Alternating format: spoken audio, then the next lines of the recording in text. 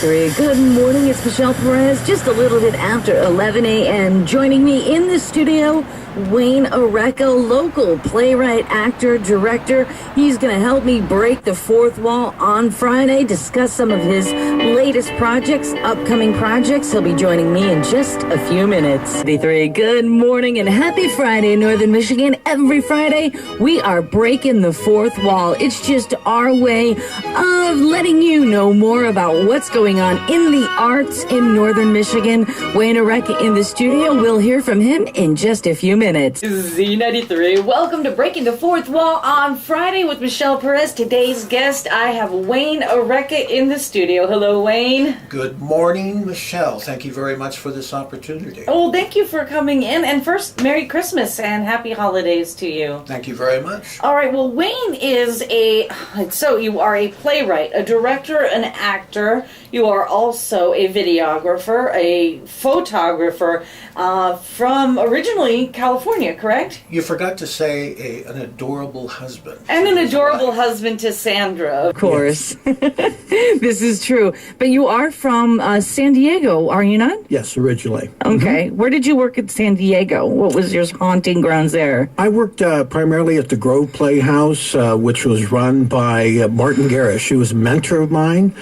It was Octet One Productions. Okay. And then Martin Garrish retired. I took over the Octet One Productions at the Manhattan Playhouse. Ooh. And produced over 26 productions there over the from 1997 to 2003. Is that when you made your way over to Northern Michigan? Right. Now, what happened was in 2003, right during directing Fat Chance, I was hanging stage lights, and the ladder that was holding me buckled, and I fell belly first into the theater seats, and I broke a bone in the back of my neck. Oh, that incapacitated me, and that was the end of my working there in San Diego, and I came to Traverse City to convalesce, and I'm still here, and I'm glad I am. And we're glad you're here because you do a lot for our theater scene. We'll talk more with Wayne Erreca coming up. We've also got Justin Timberlake right now.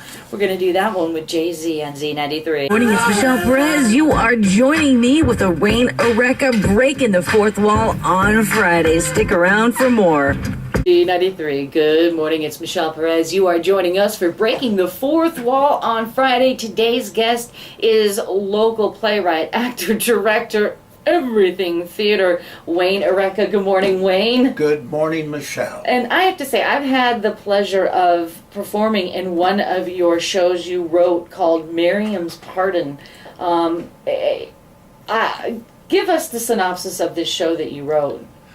I told you that I promised myself never to describe in entirely my plays. I am the worst person to ever tell anything about plays. But anyway, it takes place in 1945, or actually 1944, I believe, in Horton Bay. And it's about a woman, a young wife who has a husband that has gone to war, and he's missing in action. And if you ever run into Michelle, she can tell you the whole story after that. It was probably one of the most incredible theater experiences I have ever had. One, getting to have the playwright during the process is a pleasure, but this show was so beautifully written, and it was such an honor to be in it. It really was. It was a fantastic experience, especially having Michael Nunn, the director, produce that show. He did a marvelous job, and the other actors, Bonnie D., Chris Lambton, Michelle, Betsy Willis, and also Mike Kearney. They were all fantastic. Beautiful studio show. Now, you just had something recently show on Up North Media. It was a short documentary. Tell us about that. Well, not too short. It was an hour and a half. Actually, if you're speaking of Genevieve Stickney, is that what you're talking about? I'm sorry. That's a half an hour documentary. Okay. Genevieve Stickney's Ghost is a recent play that I just written, and it has not been produced yet. It deserves to be produced, and it's about the myth of Genevieve Stickney at the Bowers Harbor Inn. That was her and her husband's original home. Okay. And the myth has it that she haunts the Bowers Harbor Inn after hanging herself in their elevator shaft. Well, I came across that myth, and I thought, oh, this will be a fantastic project to write about it, to write a play. So in the process of writing the whole play, I discovered that the whole thing was basically false, and it was totally a scam. There was absolutely no way that Genevieve Stickney hung herself. She died in Grand Rapids in 1937 at a hotel there, and her husband died 2 years thereafter. Wow. In 1949 in Traverse City. Well, here I had a play that was basically based on the myths, and the thing that was the most remarkable aspect was that there was a mistress who was the nurse, and the nurse supposedly became the mistress of Charles Stickney, and this was one of the driving forces that made Genevieve hang herself. Well, sure. There's no information on the internet of who that nurse is, what her name is, where she came from. Mm-hmm. So I wrote the play from her perspective. To make a long story short, when the play was completed and I was going to have a read-through at the Old Town Playhouse, I cast Ella Bowl, a young actress, to play the nurse part. Mm-hmm. She wrote me an email that very same day before we went to the read-through. She said that where she worked at an insurance company, she had told another young worker there, a young girl, about her being a part of this Genevieve Stickney's ghost play. Mm-hmm. And the young girl told her that the part that you're playing, Ella, is my grandmother. Oh.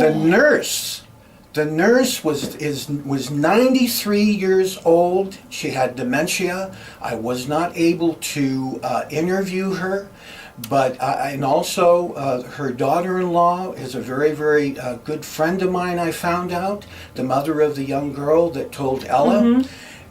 And I was absolutely, what are the numerical odds? Wow. To have the very actress who's playing the part be told by the granddaughter. That's crazy. That her grandmother was the nurse. Wow. Well, we will have more with Wayne Erreca coming up after this. Maroon 5, Sean Paul on the way, breaking the fourth wall on Friday. Morning, it's Michelle Perez. You are joining me with a Wayne Erreca breaking the fourth wall on Friday. Stick around for more. Very good morning. It's Michelle Perez. If I sound a little bit excited, it's because I am. I just found out a myth that I had heard about since I moved here 20 years ago is not true. I didn't expect this interview to take this turn, Wayne. You had done all this research on Genevieve Stickney's ghost, which is the Bowers Harbor ghost, and it turns out that it's not true. It's just an urban legend. That's correct. Lori Weldon and Stephen Ryan and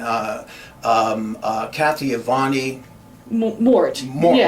She, those three were very, very instrumental in putting together of the Genevieve Stickney's ghost documentary. Mm-hmm. Who just recently has played on Up North Media Television on Channel 189. Mm-hmm. But anyway, it was absolutely astonishing the information that we were able to find out. By the time that we got the documentary finished, the nurse, who I will not mention her name because she chose and her family chose to keep her anonymous all these years. And anyway, she passed away a short time right after the documentary was completed. Mm-hmm. And it's an amazing story. So what I have right now, I have a play, Genevieve Stickney's Ghost. If it ever does get produced on a stage anywhere, it is going to be told to the audience beforehand that this is not a true rendition of the life of Genevieve and her husband Charles, or the nurse. This is just a replica of the myth, urban legend of the legend of Genevieve Stickney's ghost. And one thing about the documentary, I'm not saying that any of the people over the many, many years at the Bowers Harbor Inn had not seen a ghost. They can see as many ghosts as they want, and all the pleasure to them. Mm-hmm. But the thing is, the one thing that I really wanted to get across is Genevieve did not hang herself in the elevator shaft.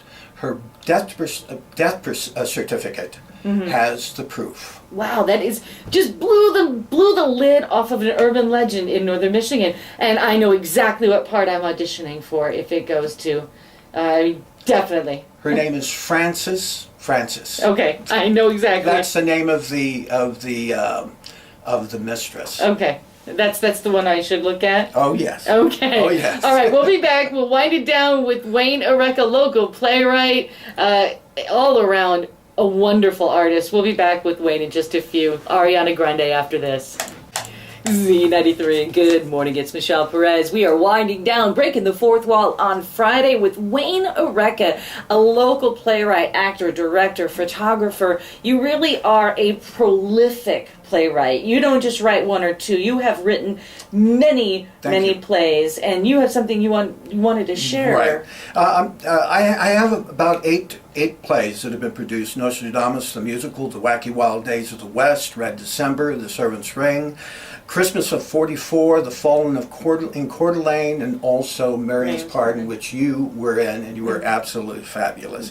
Anyway, in 2006, when The Fallen in Coeur d'Alene was produced at the Old Town Playhouse, Robert Downs of the Northern Express Weekly, on February 16th in 2006, he wrote, this is the very first paragraph, and I thought it was so humorously true. It says, Wayne Erreca is the rarest of writers in northern Michigan. He's the robin in winter, the snowball in August, the palm tree by the bay. Erreca, in short, writes plays. In a region that produces platoons of poets and scores of self-published authors, there's hardly a hoot and a holler when it comes to playwrights. Erreca knows of only one other playwright, Anne Marie Oman, and I might say she is a fabulous playwright as well. Mm-hmm. And I would say I have too been in a play written by Anne Marie Oman. She is a wonderful playwright. That was the first time that I saw you act. Yeah. Oh, really? The King. Wives of an American King. It was great. Yeah, wonderful experience. And Wayne, I really appreciate you coming on. If there is one bit of advice you could give a budding playwright, what would that be? I'm glad that you asked that question. If you are an aspiring playwright or a playwright for the last 30 years, if you have not read 1,000 pages of George Bernard Shaw, you need to go to the library, get the books, and you need to sit down and read from the first page to the last. He has everything to talk about in being a playwright, what it needs to be a playwright. First of all, you will always have your critics, and you will always have, and always persevere. Do never give up on your play. Wonderful. I love that. I really do. And you only talked about the 8 shows that have been produced. You have others, many that haven't been produced. And Wayne, also check out Traverse City Theater Scene. Just Google Traverse City Theater Scene. Wayne has an amazing website where he critiques local shows. He is everywhere in the Traverse City Theater Scene. So thank you so much for being an amazing part of the artistic world in Traverse City in northern Michigan. Thank you, Michelle. All right, we'll hope to have you on it again in a few months. I look forward to it. Okay, all right, we'll be back with Hosier on Z93.